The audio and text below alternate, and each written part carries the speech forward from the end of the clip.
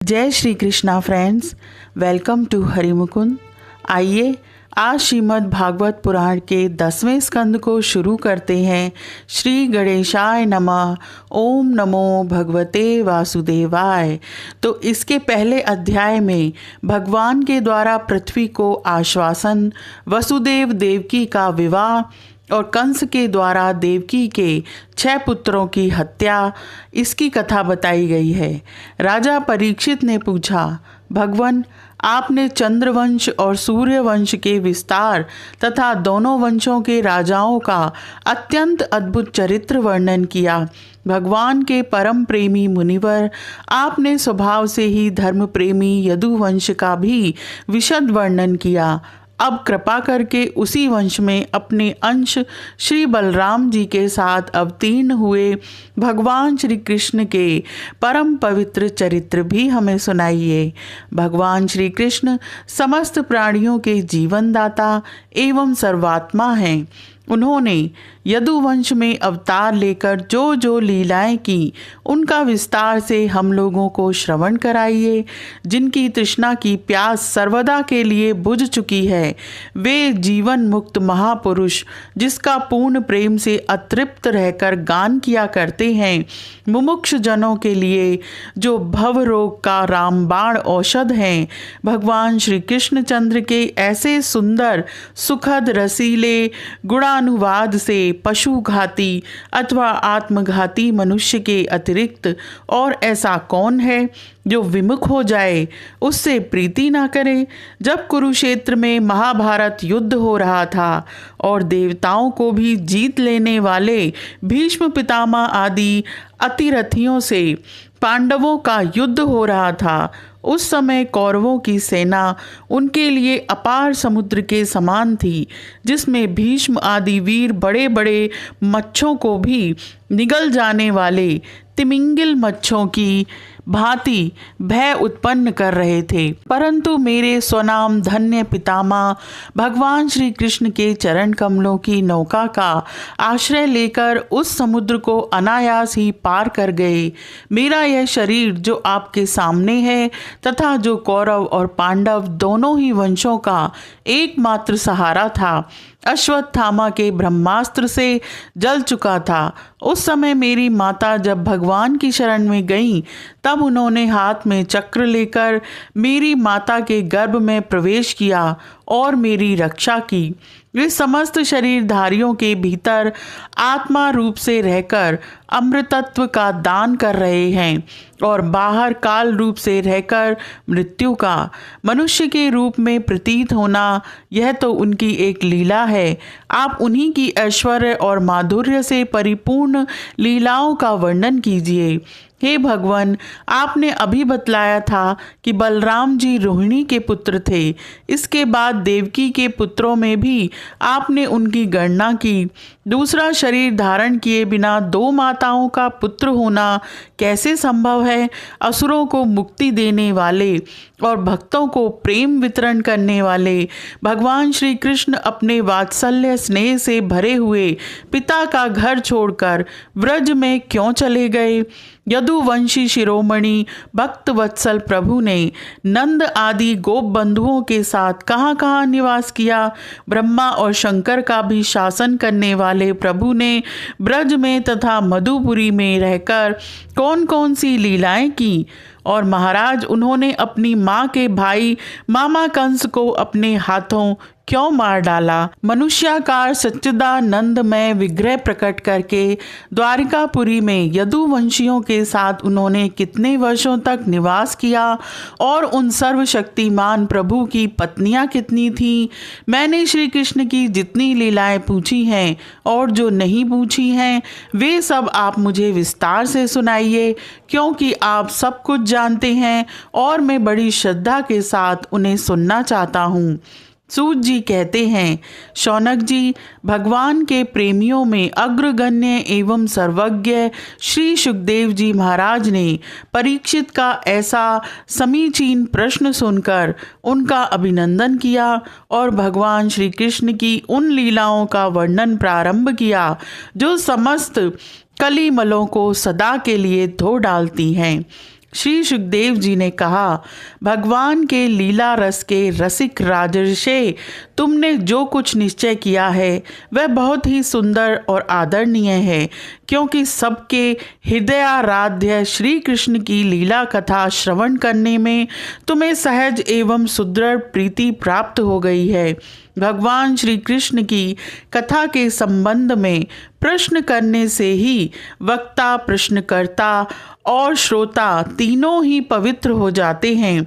जैसे गंगा जी का जल या भगवान शालिग्राम का चरणामृत सभी को पवित्र कर देता है, उस समय लाखों दैत्यों के दल ने घमंडी राजाओं का रूप धारण कर अपने भारी भार से पृथ्वी को आक्रांत कर रखा था। उससे त्राण पाने के लिए वह ब्रह्मा जी की शरण में गई। पृथ्वी ने उस समय गऊ का रूप धारण कर रखा था। उसके नेत्रों से आंसू बह बहकर मुंह पर आ रहे थे। उसका मन तो खिन्न था ही, शरीर भी बहुत क्रश हो गया था। वह बड़े करुण स्वर से रंभा रही थी। ब्रह्मा जी के पास जाकर उसने उन्हें अपनी पूरी कष्ट कहानी सुनाई। ब्रह्मा जी ने बड़ी सहानुभूति के साथ उसकी दुख गाथा सुनी।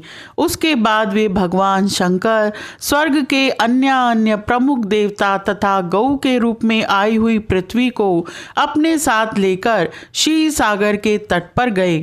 भगवान देवताओं के भी आराध्य हैं।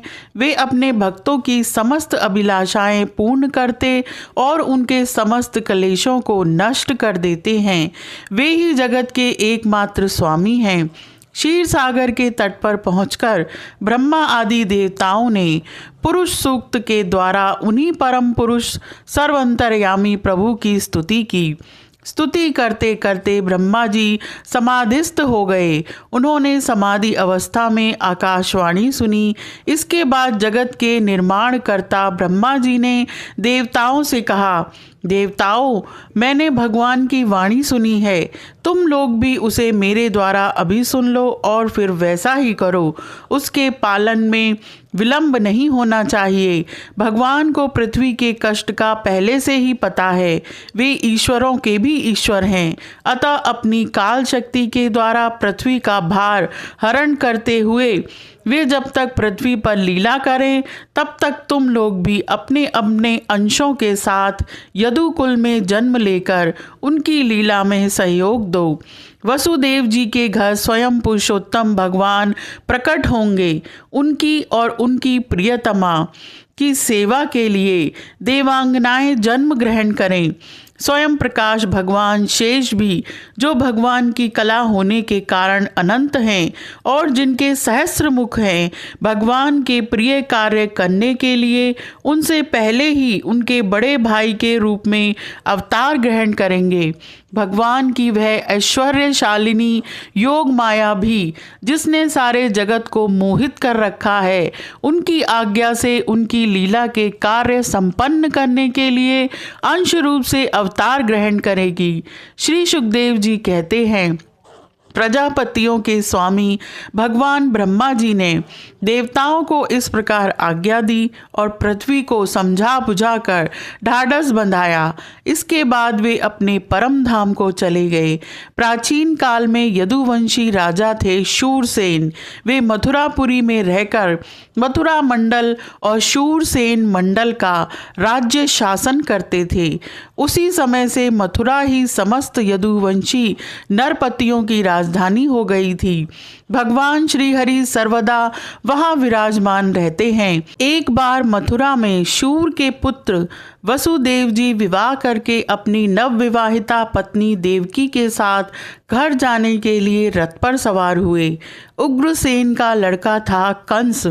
उसने अपनी चचेरी बहन देवकी को प्रसन्न करने के लिए उसके रथ के घोड़ों की रास पकड़ ली। वह स्वयं ही रथ हाँकने लगा।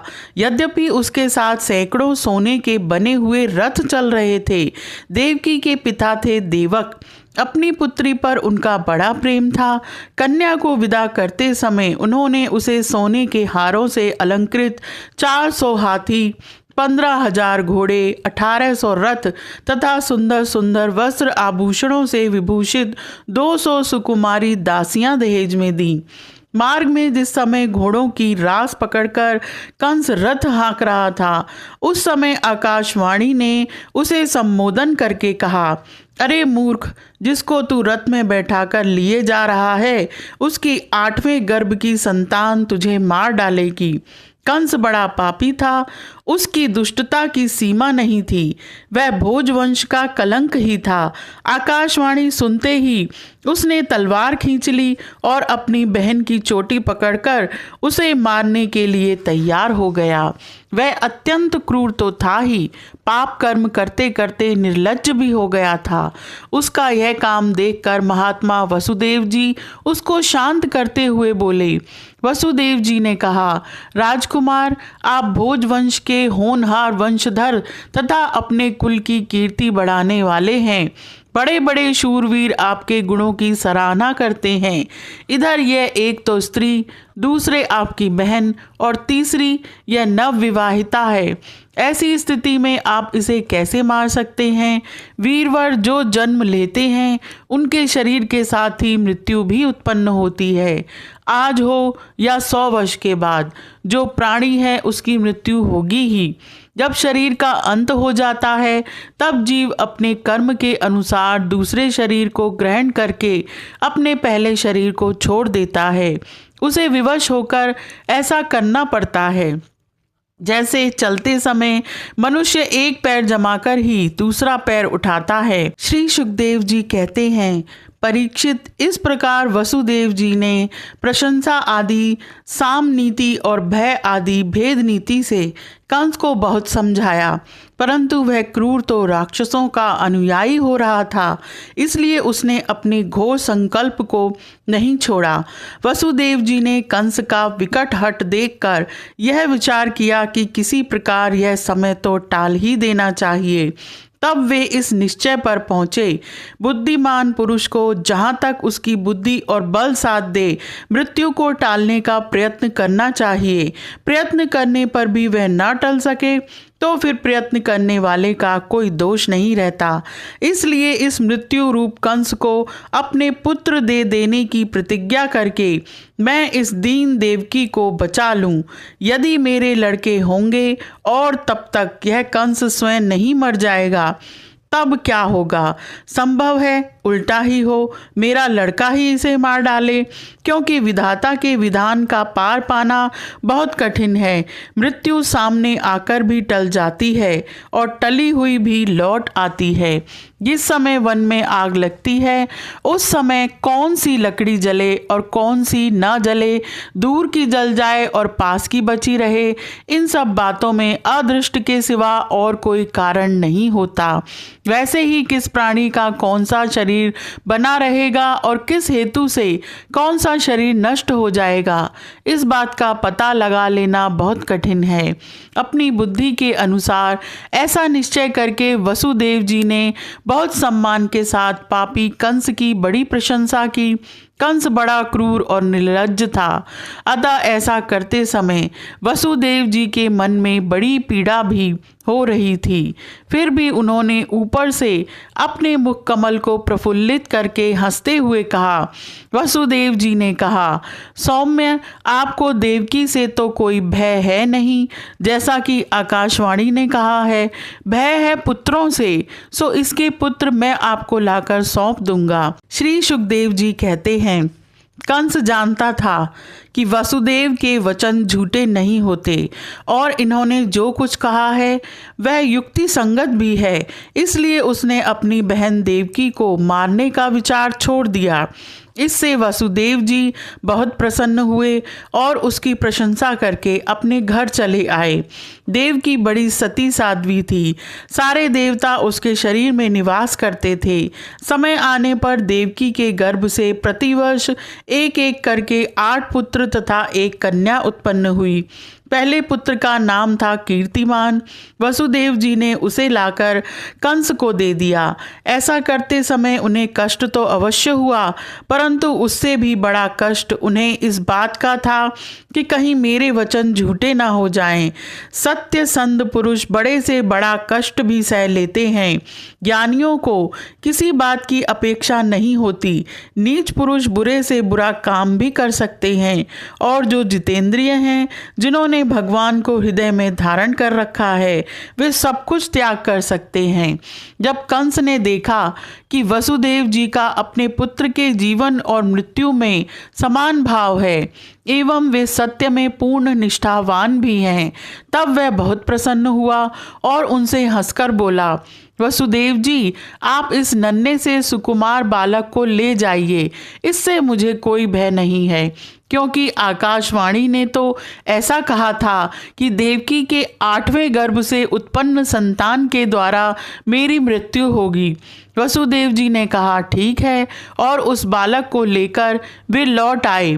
परंतु उन्हें मालूम था कि कंस बड़ा दुष्ट है और उसका मन उसके हाथ में नहीं है, वह किसी क्षण बदल सकता है, इसलिए उन्होंने उसकी बात पर विश्वास नहीं किया। इधर भगवान नारद कंस के पास आए और उससे बोले कि कंस, ब्रज में रहने वाले नंद आदि गोप, उनकी स्त्रियां, वसुदेव आदि वृषणी वंशी यादव, देवकी आदि यदुवंश की स्त्रियां और नंद वसुदेव दोनों के सजातीय बंधु बांधव और सगे संबंधी सब के सब देवता हैं, जो इस समय तुम्हारी सेवा कर रहे हैं, वे भी देवता ही हैं। उन्होंने यह भी बतलाया कि दैत्यों के कारण पृथ्वी का भार बढ़ गया है, इसलिए देवताओं की ओर से अब उनके वध की तैयारी की जा रही है।